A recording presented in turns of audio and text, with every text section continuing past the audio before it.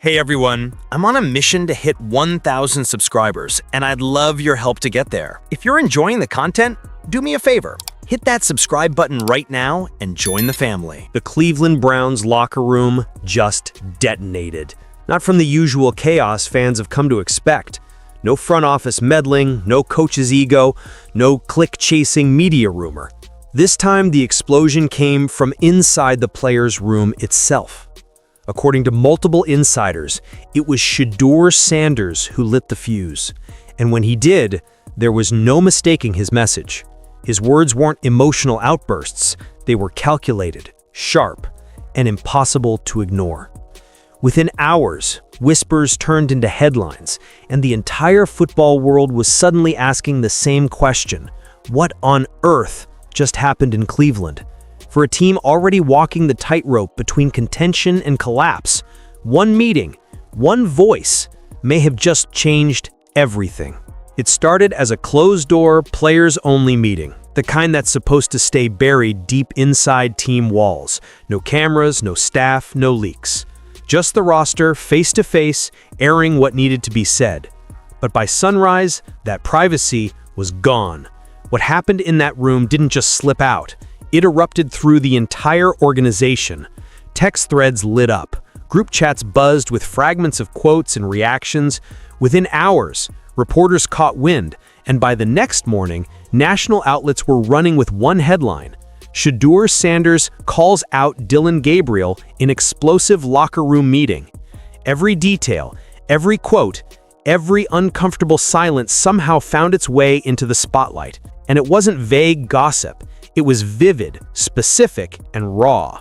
Shadur hadn't just voiced frustration, he delivered a breakdown so direct that even his teammates couldn't deny it hit hard. What began as a team conversation became a viral reckoning, and as the story spread, one thing became painfully clear. The Browns' internal drama wasn't just leaking anymore, it was flooding. When the shouting died down and the room went still, Shadur Sanders did something nobody expected. He pulled out receipts. This wasn't a heated rant or a spur-of-the-moment meltdown. It was a calculated, point-by-point dismantling of Dillon Gabriel's claim to the starting job. According to players in the room, Shadur had numbers ready: completion percentages, touchdown to interception ratios, red zone efficiency. Every stat that mattered tilted in his favor. He reportedly opened with a calm but cutting challenge: "I've outperformed Dillon in every measurable category since camp. Every single one. So explain to me, with real football logic, why I'm on the sideline." The silence that followed hit harder than any tackle. Then came the film. Shadur queued up tablet footage like a courtroom presentation, play after play, showing Gabriel missing reads, holding the ball too long, overlooking open receivers. Each clip made the tension heavier. Teammates shifted in their seats, exchanging uneasy glances as Shadur broke down sequences the coaches themselves had praised. It wasn't anger fueling him, it was precision. He spoke like a quarterback auditioning for the truth, not sympathy. One veteran said later, he didn't just vent, he built a case, and nobody in that room could argue with it. By the time he finished, it wasn't just Gabriel's performance under fire, it was the credibility of the entire depth chart.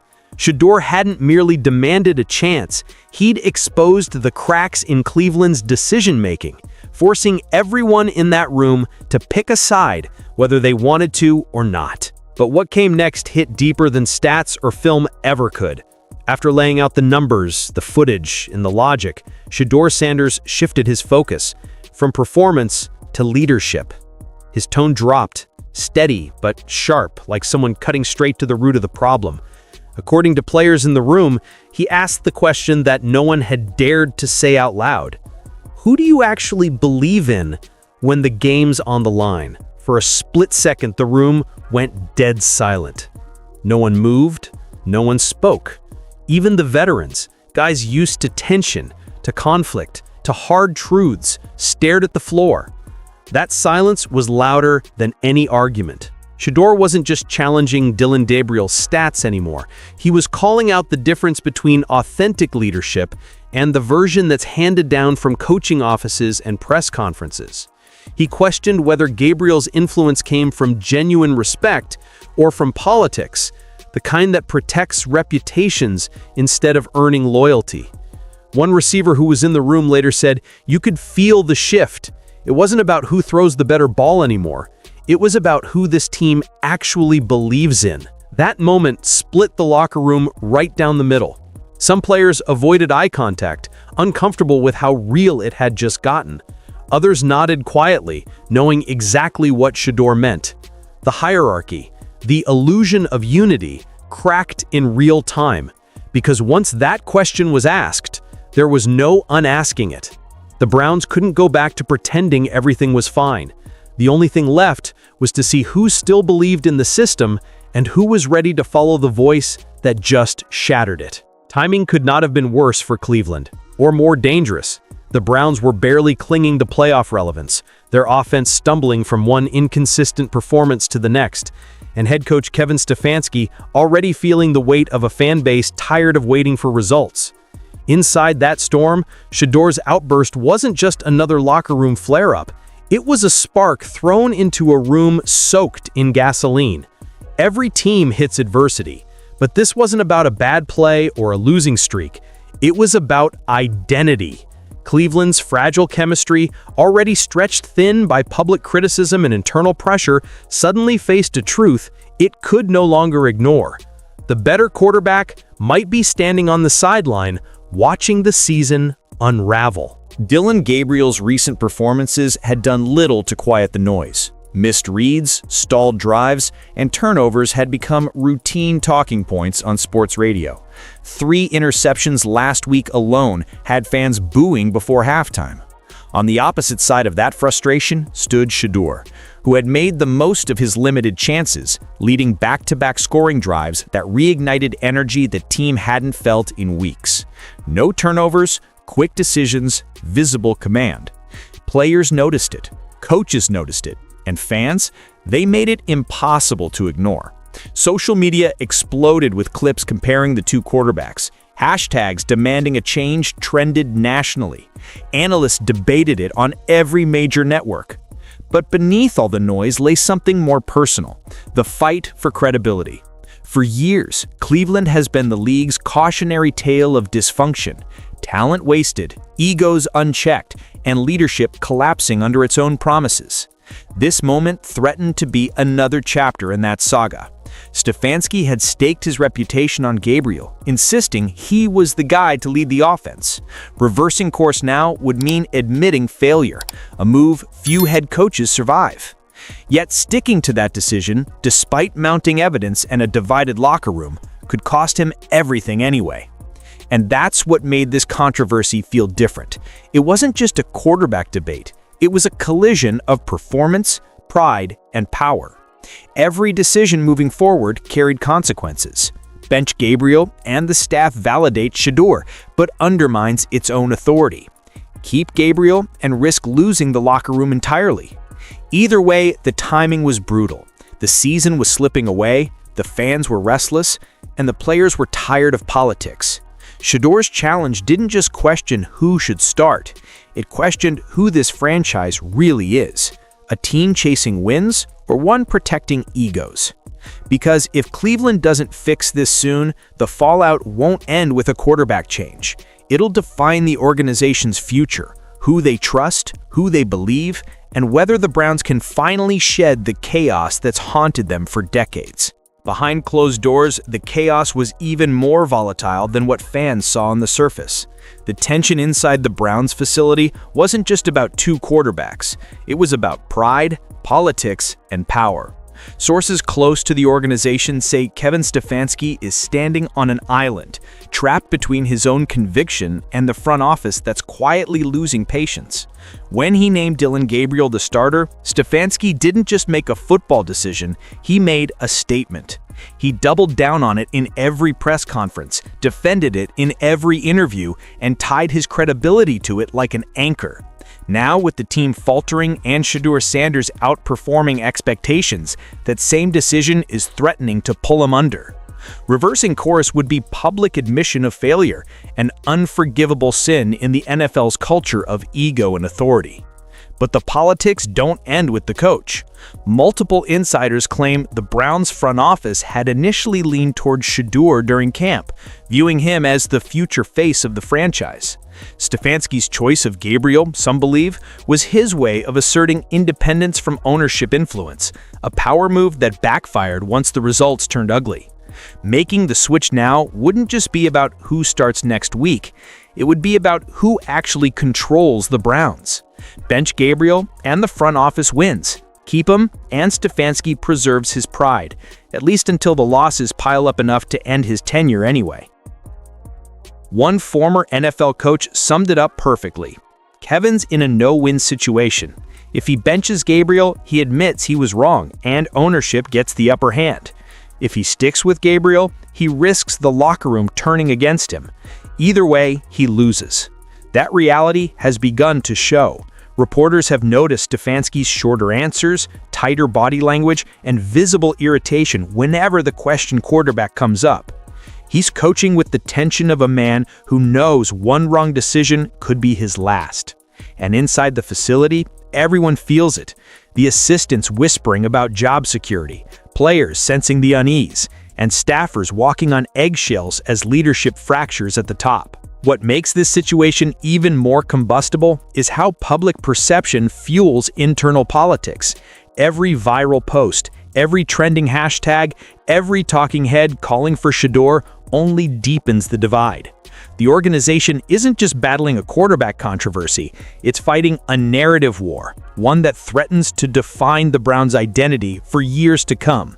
Because in Cleveland, this isn't just about who takes the next snap, it's about who holds the real power when everything starts to fall apart. Inside the Browns facility, the atmosphere has shifted from uneasy silence to open fracture. Players still show up, still practice, still wear the same logo, but the energy is different now. The divide runs quiet but deep, threading through every meeting, every drill, every locker. Dillon Gabriel walks the halls like a man carrying a weight no one will help him lift. Teammates still nod, still shake his hand, but there's a distance there, a professional politeness that feels colder by the day. One source described it as the kind of respect you give a boss you don't believe in. Meanwhile, Shadur Sanders has become the unspoken center of gravity.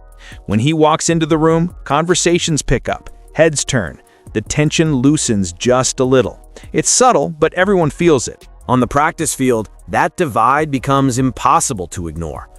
Defensive players who once eased off their own quarterback now bring extra pressure when Gabriel's under center, as if trying to prove a point. Then Shedeur steps in, and everything changes. The offense sharpens, communication flows, and the huddle feels alive again. One team scout told the plain dealer, "You can't fake that kind of chemistry. The energy flips when he's in there. Guys want to play for him." That statement might sound harmless, but inside a professional locker room, it's a warning shot. Chemistry means trust, and when trust shifts, control follows. Privately, several offensive starters have already made their stance clear. A Pro Bowl lineman reportedly told a position coach, "We're blocking for the wrong guy. Everyone sees it except Kevin." Others have echoed the same frustration, framing it not as rebellion, but as realism. To them, it's about winning now, not protecting egos or narratives. They know championship windows don't stay open long. Careers end faster than anyone expects, and wasting another year on the wrong decision feels like betrayal. Still, no one will say it publicly. In front of cameras, it's "we trust the process." Behind them, it's whispered glances and knowing looks. The team is splitting into camps, those clinging to loyalty and those chasing results. And as that gap widens, the locker room's unity, once fragile, now fractured, teeters on collapse. What's happening in Cleveland isn't just a story about quarterbacks anymore. It's a story about identity. It's about what happens when pride collides with truth, when performance clashes with politics, and when a team built on potential realizes it's running out of time. The Shedeur Sanders controversy has ripped the mask off a franchise that spent years trying to convince the world, and maybe itself, that it's finally stable. But beneath the surface, the same ghosts keep reappearing. Indecision, power struggles, and a fear of making the hard choice until it's too late. For head coach Kevin Stefanski, every snap has become a referendum on his credibility. Keep Dillon Gabriel as the starter, and he risks losing the locker room for good. Give Shedeur the reins, and he risks alienating ownership, admitting his mistake, and fueling a media firestorm that questions his control. Either path burns him, and he knows it. For Gabriel, the pressure is suffocating. He's no longer just playing against opposing defenses, he's playing against the whispers of his own teammates, the criticism of fans, and the shadow of a quarterback who hasn't even been given the full stage yet. Every misread, every interception, every stalled drive now feels heavier than it should, because everyone is waiting for the inevitable switch. Meanwhile, Shadur stands at the center of it all, not as a loud rebel or an ego-driven player, but as someone who forced a necessary conversation. He said out loud what everyone else was too afraid to admit, that something isn't working, and pretending otherwise only delays the collapse. His challenge exposed the uncomfortable truth about leadership in Cleveland, that it's been more about maintaining appearances than earning belief. And once that truth came out, there was no going back. Fans can sense it, reporters can see it, even within the facility, staffers whisper about the storm coming. Because this isn't just about who lines up under center next Sunday, it's about whether the Browns can finally make a decision based on merit instead of fear. Will they choose the quarterback who's earned it, or the one that fits their narrative? Will they protect pride, or will they fight for results? The answers to those questions will define not just this season, but the culture of the franchise moving forward. One way or another, this story doesn't end quietly. It ends with someone losing everything: a job, a reputation, maybe even the locker room itself. But for the first time in a long time, Cleveland has been forced to face its reflection. And sometimes, the moment everything explodes isn't the end of a team, it's the start of its reckoning.